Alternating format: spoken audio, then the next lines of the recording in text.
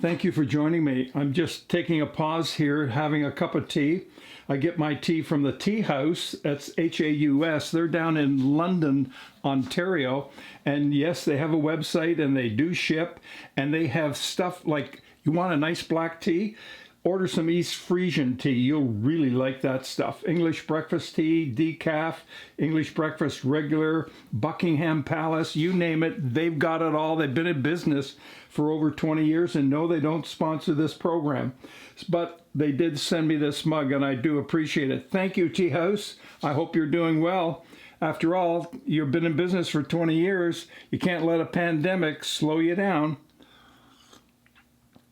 In our last video, what we did was we showed you the thickness planer, the Wagner, and taking this down. Today I'm going to show you a different way, because we also went with the file, we went with the scraper, we went with this scraper, and then in addition to that, I used some different spoke shaves. So it's all good.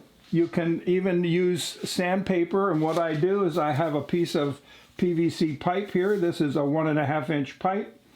I have put some sponge around here, and then I have taped it with tape, and then I simply take my sandpaper and I hold it like this, and I go like this to give me a nice curvature, and that works extremely well.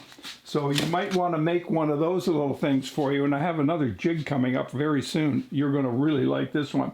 Now, one of the things I did not mention to you about the Wagner that is really important, when you are using this thickness planer, which you can see here, there's the bottom of it, by the way. You see the 3 cutters on there?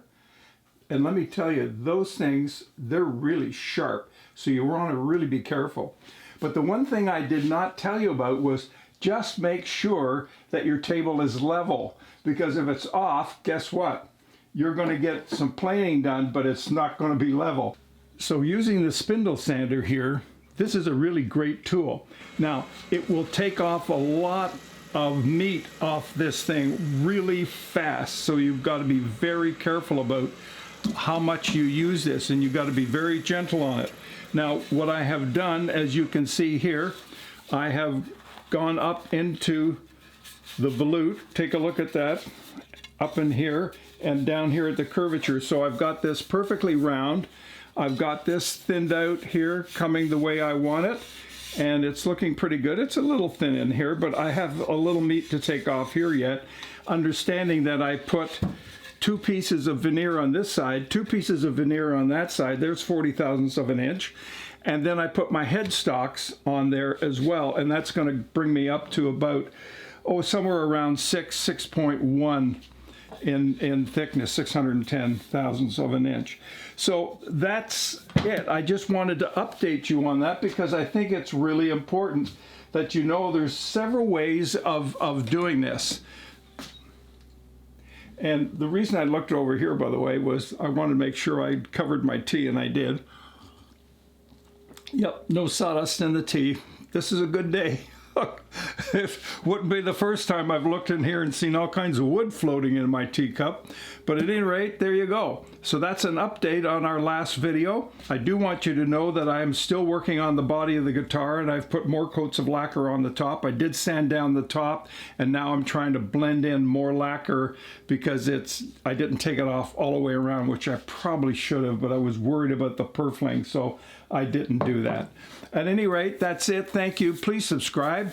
And if you have not ordered the plans, then please send in your request by email, and I'll get on. My Gmail account was all messed up yesterday, so some of you may got it twice, some of you may miss some. And if I have not responded to you, then you need to email me again, and I will get on to that. So thanks very much. The jigs are on their way to you if you want them. We'll see you in the next video.